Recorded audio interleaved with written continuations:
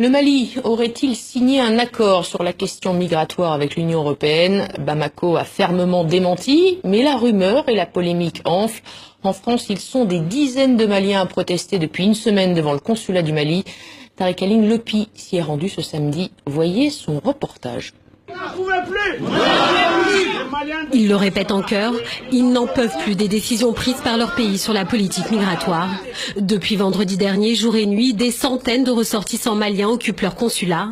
En cause, l'accord signé par Bamako avec l'Union européenne pour favoriser le retour des migrants maliens. Ici, même en situation régulière, l'inquiétude monte au sujet des expulsions. Mais là, il est question de les accentuer, de les faciliter pour que désormais on puisse attraper un Malien dans la rue, l'amener à Bamako sans passer même par le consulat qui devrait donner un document qui atteste qu'il est malien, que sa vie n'est pas menacée là-bas. Donc nous sommes tout simplement opposés à cette nouvelle politique qui est en train d'être initiée entre nos pays, le Mali, notre pays et l'Union européenne. L'accord conclu début décembre prévoit le renforcement de la sécurité malienne et une série d'aides au travail sur place.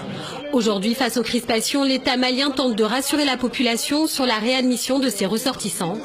Il n'y a pas d'accord sur ce point, explique le ministre des Affaires étrangères Abdoulaye Diop.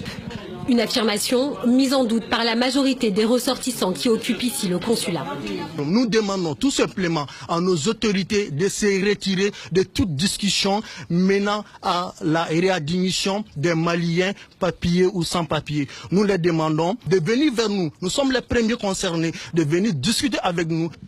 Aujourd'hui, la France compte plus de 120 000 expatriés maliens. Hommes, femmes, enfants. Ici, la plupart sont en situation régulière et promettent d'occuper le consulat jusqu'au retrait de cet accord et une amélioration de leur gestion administrative.